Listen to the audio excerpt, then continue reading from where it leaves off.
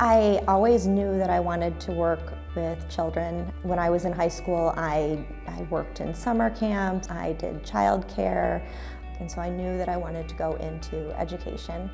And then my freshman year in college, I was on that path, and I taught Sunday school to 3-year-olds.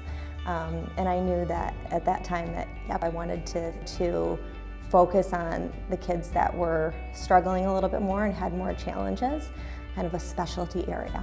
We work with children all the way from birth to age 6, so it's those early years. And I work mostly in 0 to 3. We cover a primary service provider model, so I might be going in and working on other areas of development as well. These children that I work with are receiving special education services, so I go on home visits throughout the day.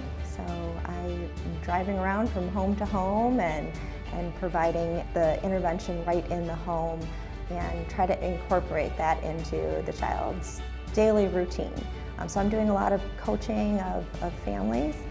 And I'm also sometimes meeting families at local play groups or getting them as they're starting to get to that preschool age. I might be helping to transition the child into a preschool, so connecting them with local preschools. We're trying to really work within the child's daily routines.